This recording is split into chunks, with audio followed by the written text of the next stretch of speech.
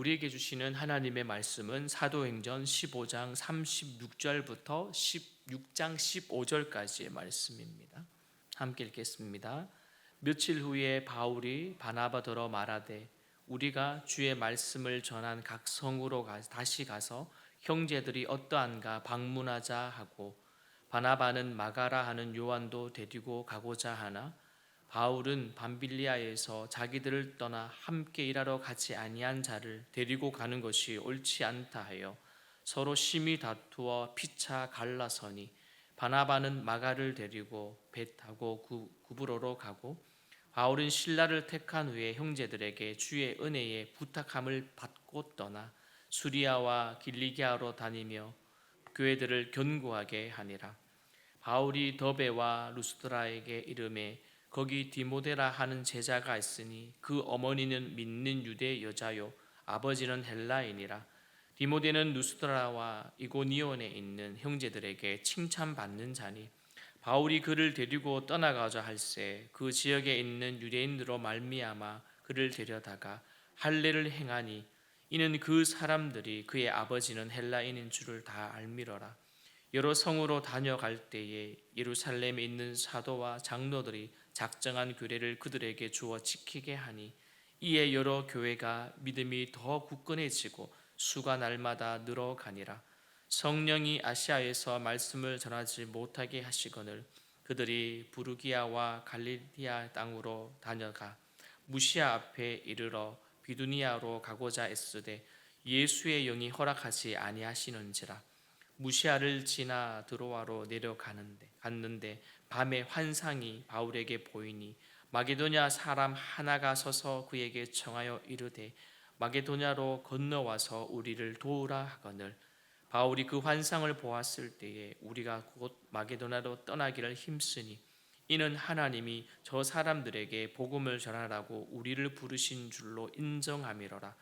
우리가 드로아에서 배로 떠나 사모드라게로 직행하여 이튿날 네아폴리로 가고 거기서 빌립보에 이르니, 이는 마게도냐 지방의 첫 성이요 또 로마의 시민지라.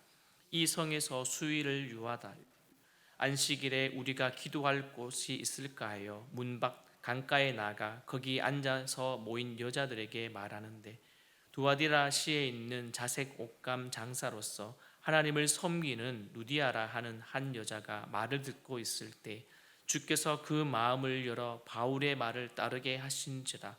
그와 그 집이 다 침례를 받고 우리에게 청하여 이르되 만일 나를 주 믿는 자로 알거든 내 집에 들어와 유하라 하고 간곤하여 머물게 하니라.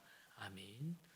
15장은 사도행전 1장에서 14장의 역사의 총결산인 듯합니다. 그동안에 있었던 이야기들을 좀 정리하는 그런 느낌이 들죠. 여러분, 내용을 보시면 먼저 또한 안디옥 교회의 할례 문제, 그리고 그 논쟁으로 인하여서 예루살렘에서 회의가 열렸습니다. 그리고 그 열띤 회의를 통해서 유대인이든지 이방인이든지 오직 믿음으로만 깨끗하게 될 수 있음을 다시 확인하는 자리였습니다. 그리고 복음 전도에 힘쓴 그 바울과 그 바나바의 그 선교 보고, 그리고 그 내용의 의견을 제시하는 그 야고보의 모습에서 그렇구나, 오직 성경을 토대로 하나님의 뜻을 찾는 아주 이상적인 회의의 모습까지도 우리가 볼 수가 있었죠. 이제 바울은 두 번째 선교 여행이 시작이 되어집니다. 여러분, 여행의 시작은 오늘 여러분 큐티책에 있는 제목처럼 갈등을 넘어 전파되는 그 복음의 현장을 우리들에게 소개를 합니다. 36절 말씀을 보시면, 며칠 후에 바울이 바나바더러 말하되 우리가 주의 말씀을 전한 각 성으로 다시 가서 형제들이 어떠한가 방문하자 하고, 여러분 두 번째 선교 여행의 목적이 뚜렷하게 나와 있죠. 어떠한가 보기 위해서 가자 하는 것입니다. 그러니까 바울은 첫 번째 선교 여행에서 세운 교회들이 정말 어떻게 됐는지를 확인하고 싶은 마음으로 그동안 함께한 바나바에게 그렇게 전하였습니다. 이에 바나바는 어떻게 합니까? 바울의 의견에 동의하면서 동시에 다른 의견을 제시합니다. 그것은 이번 선교 여행에도 이제 요한이라고 하는 그 마가를 데리고 가자라는 것이었습니다. 여러분, 이 말을 들은 바울은 어떻게 합니까? 딱 잘라서 바나바의 그 제안을 거절하게 됩니다. 그 이유를 보니까요 38절에 통해서 알 수 있는데요, 그것은 밤빌라에서 예루살렘으로 돌아가 끝까지 함께 선교를 감당하지 않았던 그 행동으로 인하여서 지금 바울이 그런 말을 하는 것입니다.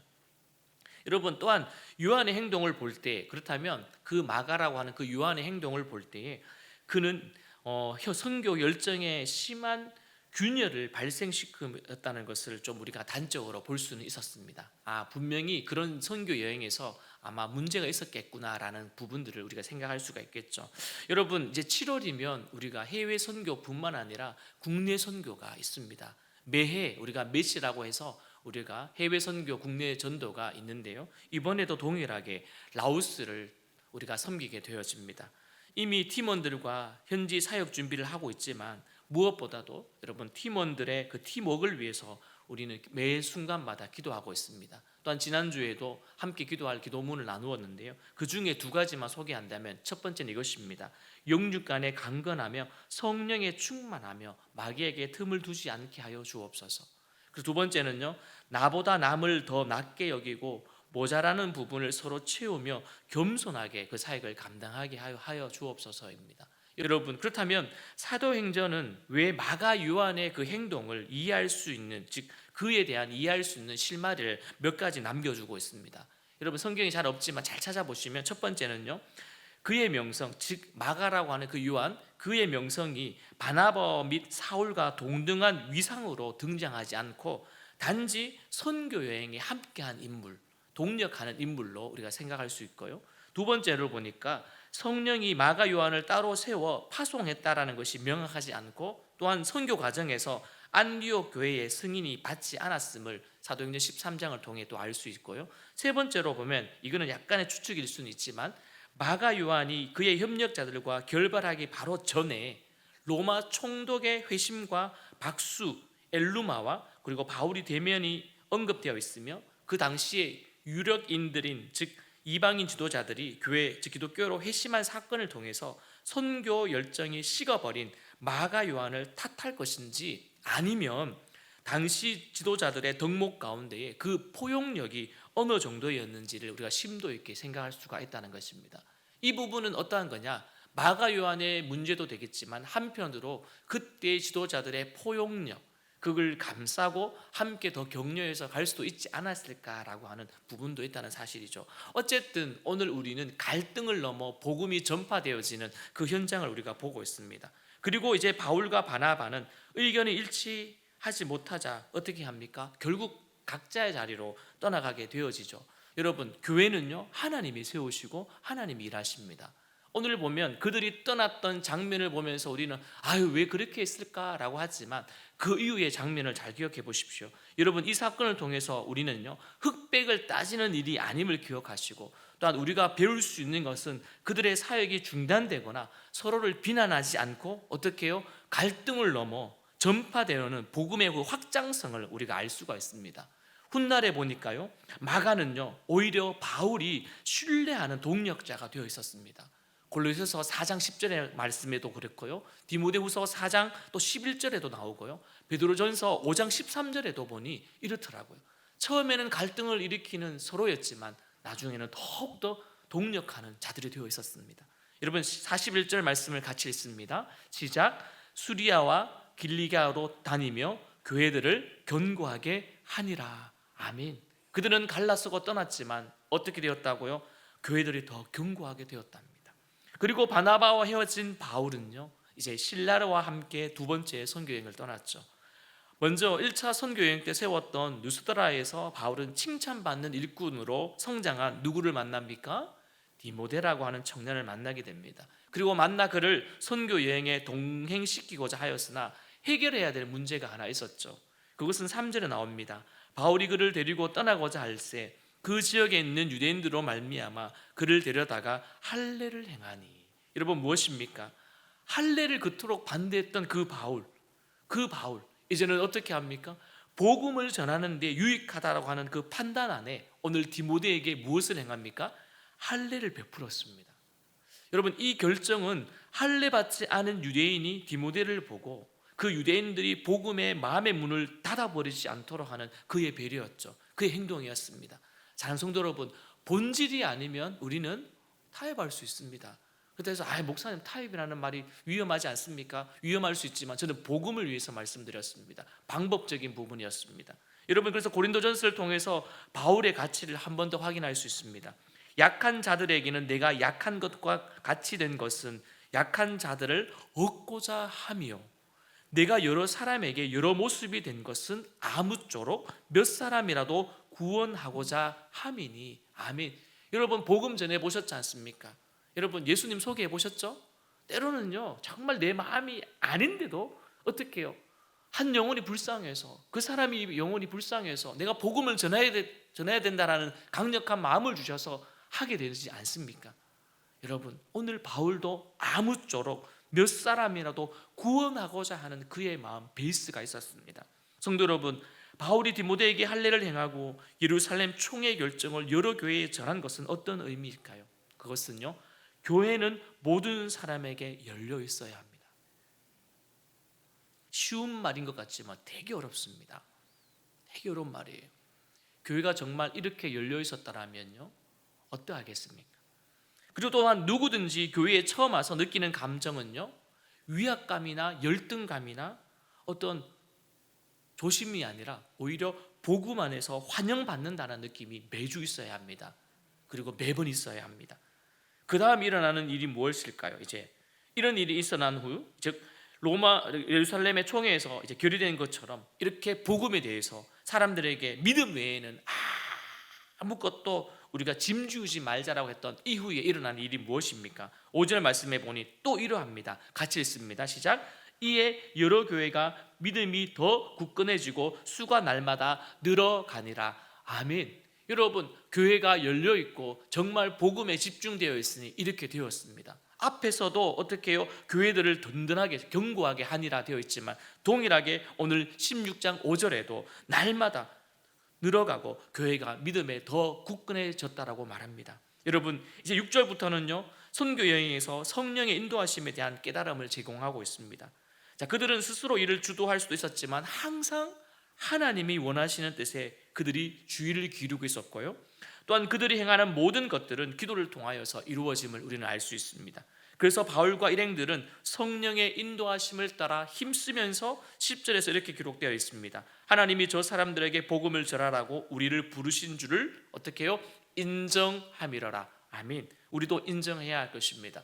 내가 마음에 들지 않아도, 내 뜻이 아닌 것처럼, 내가 원하는 바가 아니라도 하나님이 주시는 마음, 하나님의 이끄심이 있다면 우리는 날마다 아멘하며 순종하기를 소망합니다. 여러분, 이번에 바울 일행은 이제는 드로아를 떠나 사모드레게를 지나 네아폴리로 가서 거기서 빌립보에 이르게 됩니다. 첫 성이었죠. 그런데 그곳에서 유대교 신자들이 적어서 회당이 없었습니다. 그래서 바울은 기도처를 찾다가 기도처를 모인 여자들에게 말씀을 전하게 되어지죠. 어떻게 되어집니까? 그 중에 한 여인이 또한 그 말씀을 듣고 있는데 그 마음을 하나님이 열어주시고 바울의 말을 따르게 하십니다. 그리고 온 집과 함께 침례를 받고 세례를 받고 유대하는 바울을 강건해서 자기 집에 머물었다라고 하는 그런 기록이 있습니다. 그래서 여러분, 여기서 우리가 알 수 있는 것은 복음의 능력을 알 수가 있습니다. 복음의 능력. 여러분, 복음은 사람의 마음을 열어서 그 말씀에 어떻게 하겠습니까? 순종하게 합니다. 순종하게. 그래서 존 스토트 목사님의 저서 중에 선교란 무엇인가의 책에 보면요 이렇게 기록되어 있더라고요. 복음은 예수 그리스도의 대속적인 죽음과 부활에 관한 좋은 소식이고, 또한 전도란 이 소식을 다른 사람들에게 말과 행동을 통해 나누어 주는 일이며, 또한 이 과정에서 그리스도인은 진정성과 겸손함을 가지고 타 종교인들과 대화할 수 있다라고 말하였습니다. 또한 선교란 하나님이 자기 백성을 세상 속으로 보내셔서 하게 하시는 희생적인 섬김으로 복음 전도와 사회 정치 참여를 포괄하지만 복음 전도가 우선성으로 가진다라고 주장을 하시더라고요. 여러분, 맞는 말인 것 같습니다. 맞습니다. 여러분, 복음의 능력, 그리고 여러분 이 복음으로 역사하시는 그 하나님의 일하심, 우리는 예전에도 보았고 지금도 보고 앞으로 보게 될 것입니다. 우리 안에 있는 갈등, 우리 안에 충돌, 우리 안에 일어나는 이견의 다름 충분히 있을 수 있습니다. 어찌 교회라고 해서 매번 하나가 될 수 있을까요? 어찌 하나의 생각을 가지고 하나님의 일을 하게 하십니까? 다 다를 수 있습니다. 그러나 그 다음의 단계, 그 다음에 우리가 해야 될 행동은 그것이었죠. 넘어 어떻게 해요? 여전히 하나님의 복음이 전할 수 있도록, 증거될 수 있도록 그 하는 일에 우리가 마음을 모아야 될 것입니다. 오늘도 이 놀라운 복음을 의지하면서 든든히 세워지는 가정, 또한 목장, 그리고 교회가 되어지기를 주님의 이름으로 축원드립니다.